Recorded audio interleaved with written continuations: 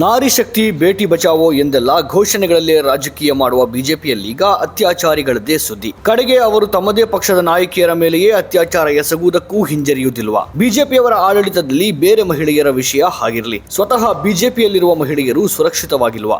ಈ ದೇಶದ ತಾಯಂದಿರು ಸಹೋದರಿಯರನ್ನ ರಕ್ಷಿಸುವುದಾಗಿ ಮಾತನಾಡುವ ಮೋದಿ ಅವರದ್ದೇ ಪರಿವಾರದ ಮತ್ತು ಅವರ ಗುಣಗಾನ ಮಾಡುವವರು ಈ ಅತ್ಯಾಚಾರಿಗಳ ವಿಷಯವಾಗಿ ಏಕೆ ಬಹಿರಂಗವಾಗಿ ಆಕ್ರೋಶ ವ್ಯಕ್ತಪಡಿಸುವುದಿಲ್ಲ?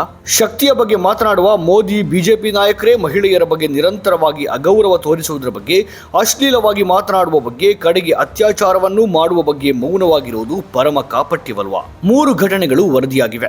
ಒಂದನೆಯದು ಮಧ್ಯಪ್ರದೇಶದಿಂದ, ಎರಡನೆಯದು ಹಿಮಾಚಲ ಪ್ರದೇಶದಿಂದ, ಮೂರನೆಯದು ತಮಿಳುನಾಡಿನಿಂದ. ಈ ಎಲ್ಲ ಪ್ರಕರಣಗಳಲ್ಲಿ ಆರೋಪಿಗಳು ಬಿಜೆಪಿ ನಾಯಕರಾಗಿದ್ದಾರೆ. ಮಧ್ಯಪ್ರದೇಶದ ಸೀಧಿ ಜಿಲ್ಲೆಯ ಬಿಜೆಪಿ ನಾಯಕನೊಬ್ಬರನ್ನ ಮಂಗಳವಾರ ಅವರದ್ದೇ ಪಕ್ಷದ ನಾಯಕಿಯೊಬ್ಬರ ಮೇಲೆ ಅತ್ಯಾಚಾರ ಎಸಗಿ ಹಣ ಸುಲಿಗೆ ಆರೋಪದ ಮೇಲೆ ಬಂಧಿಸಲಾಗಿದೆ ಎಂದು ಪೊಲೀಸರು ತಿಳಿಸಿದ್ದಾರೆ.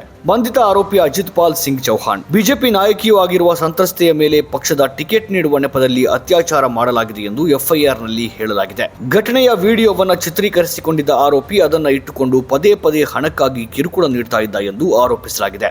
ಮಹಿಳೆಯ ಪತಿಯನ್ನ ಕೊಲ್ಲುವುದಾಗಿಯೂ ಬೆದರಿಕೆ ಹಾಕಿದ್ದಲ್ಲದೆ ಅಶ್ಲೀಲ ವಿಡಿಯೋ ತೋರಿಸಿ ಆಕೆಯ ಮಾವನನ್ನು ಹಣ ನೀಡುವಂತೆ ಒತ್ತಾಯಿಸಿದ್ದಾನೆ ಎಂದು ಎಫ್ಐಆರ್ನಲ್ಲಿ ತಿಳಿಸಲಾಗಿದೆ. ಜನವರಿ 13ರಂದು ಆರೋಪಿ ಅಜಿತ್ ಪಾಲ್ ಸಿಂಗ್ ಚೌಹಾಣ್ ವಿರುದ್ಧ ಪ್ರಕರಣ ದಾಖಲಿಸಲಾಗಿದೆ.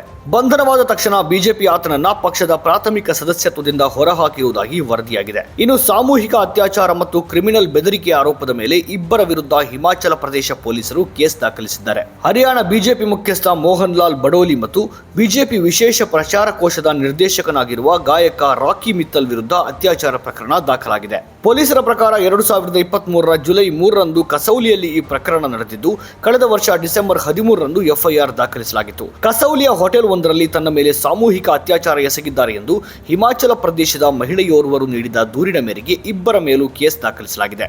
ಮೋಹನ್ ಲಾಲ್ ಬಡೋಲಿ ಮತ್ತು ರಾಕಿ ಮಿತ್ತಲ್ ಇಬ್ಬರೂ ತನ್ನ ಮೇಲೆ ಅತ್ಯಾಚಾರ ಎಸಗಿರುವುದಲ್ಲದೆ ಕೃತ್ಯದ ವಿಡಿಯೋ ಚಿತ್ರೀಕರಣ ಮಾಡಿಕೊಂಡು ಘಟನೆ ಬಗ್ಗೆ ಬಹಿರಂಗಪಡಿಸಿದರೆ ಕೊಲೆ ಮಾಡುವುದಾಗಿ ಬೆದರಿಕೆ ಹಾಕಿದ್ದಾರೆ ಎಂದು ಸಂತ್ರಸ್ತೆ ದೂರಿದ್ದಾರೆ. 2023ರ ಜುಲೈ 3ರಂದು ಸ್ನೇಹಿತನೊಂದಿಗೆ ಕಸೌಲಿಯ ಹೋಟೆಲ್ನಲ್ಲಿ ತಂಗಿದ್ದ ವೇಳೆ ಬಡೋಲಿ ತನ್ನನ್ನು ರಾಜಕಾರಣಿ ಎಂದು ಮತ್ತು ರಾಕಿ ತನ್ನನ್ನು ಗಾಯಕ ಎಂದು ಪರಿಚಯಿಸಿಕೊಂಡಿದ್ದ. ನಂತರ ನನ್ನನ್ನು ಮತ್ತು ಗೆಳೆಯನನ್ನ ಸರ್ಕಾರಿ ಕೆಲಸ ಕೊಡಿಸುವ ಮತ್ತು ಸಂಗೀತ ಕ್ಷೇತ್ರದಲ್ಲಿ ಅವಕಾಶ ಕೊಡಿಸುವ ನೆಪದಲ್ಲಿ ಅವರ ಕೊಠಡಿಗೆ ಕರೆದುಕೊಂಡು ಹೋದರು. ನನ್ನ ಮೇಲೆ ಅತ್ಯಾಚಾರ ಎಸಗಿ ಅದರ ವಿಡಿಯೋ ಕೂಡ ಮಾಡಿಕೊಂಡು ಕೃತ್ಯದ ಬಗ್ಗೆ ಯಾರಿಗಾದರೂ ಹೇಳಿದರೆ ಕೊಲೆ ಮಾಡುವುದಾಗಿ ಬೆದರಿಕೆ ಹಾಕಿದರು. ಇದಲ್ಲದೆ 2 ತಿಂಗಳ ಹಿಂದೆ ಪಂಚಕುಲದಲ್ಲಿರುವ ರಾಕಿಯ ಮನೆಗೆ ಕರೆಸಿಕೊಂಡು ಆರೋಪಿಗಳು ನನ್ನನ್ನು ಸುಳ್ಳು ಪ್ರಕರಣದಲ್ಲಿ ಸಿಲುಕಿಸುವುದಾಗಿ ಬೆದರಿಕೆ ಹಾಕಿದರು ಎಂದು ಸಂತ್ರಸ್ತೆ ದೂರಿದ್ದಾರೆ.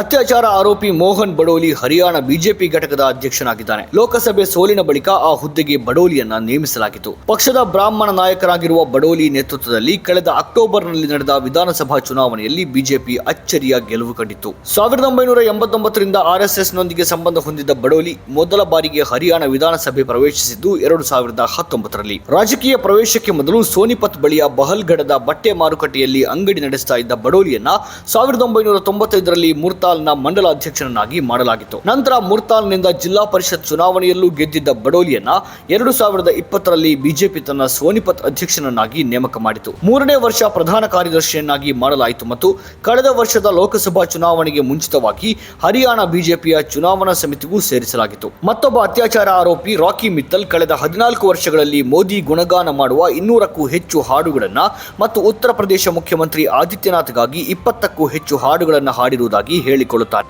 ಈ ಹಾಡುಗಳಲ್ಲಿ ಕಾಂಗ್ರೆಸ್ ಸಂಸದ ರಾಹುಲ್ ಗಾಂಧಿಯನ್ನ ಟೀಕಿಸಲಾಗುತ್ತದೆ ಎನ್ನಲಾಗಿದೆ.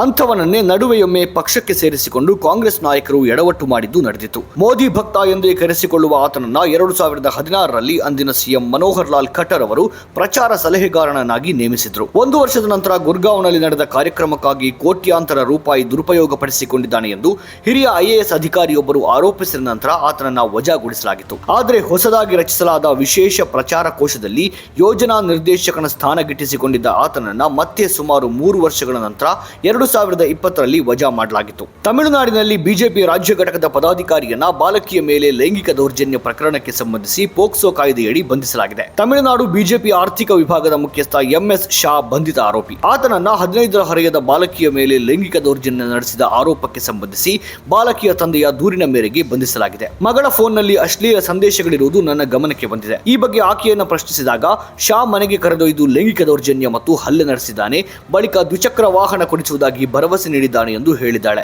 ಎಂದು ಸಂತ್ರಸ್ತೆಯ ತಂದೆ ಈ ಕುರಿತು ಪೊಲೀಸರಿಗೆ ನೀಡಿದ ದೂರಿನಲ್ಲಿ ಉಲ್ಲೇಖಿಸಿದ್ದಾರೆ. ಈ ಕುರಿತು ಪತ್ರಕರ್ತ ಮೊಹಮ್ಮದ್ ಜುಬೈರ್ ಎಕ್ಸ್ ನಲ್ಲಿ ಪೋಸ್ಟ್ ಮಾಡಿದ್ದು, ತಮಿಳುನಾಡು ಬಿಜೆಪಿ ಅಧ್ಯಕ್ಷ ಅಣ್ಣಾಮಲೈ ಈ ಬಗ್ಗೆ ಮೌನವಾಗಿರುತ್ತಾರಾ ಅಥವಾ ಲೈಂಗಿಕ ದೌರ್ಜನ್ಯಕ್ಕೊಳಗಾದ ಬಾಲಕಿಗೆ ನ್ಯಾಯಕ್ಕಾಗಿ ಸ್ವಯಂ ಚಡಿಯೇಟು ಕೊಟ್ಟುಕೊಳ್ತಾರಾ? ಇದನ್ನ ಏಷ್ಯಾದ ಪ್ರಮುಖ ಮಲ್ಟಿಮೀಡಿಯಾ ಸುದ್ದಿ ಸಂಸ್ಥೆ ವರದಿ ಮಾಡುತ್ತಾ ಎಂದು ಪ್ರಶ್ನಿಸಿದ್ದಾರೆ.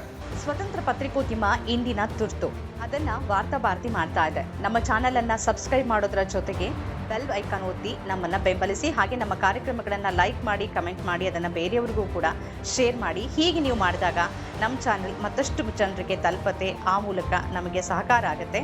ಇದು ನೀವು ಯಾವುದೇ ಖರ್ಚಿಲ್ಲದೆ ಮಾಡಬಹುದಾದ ಸಹಕಾರ. ಧನ್ಯವಾದ.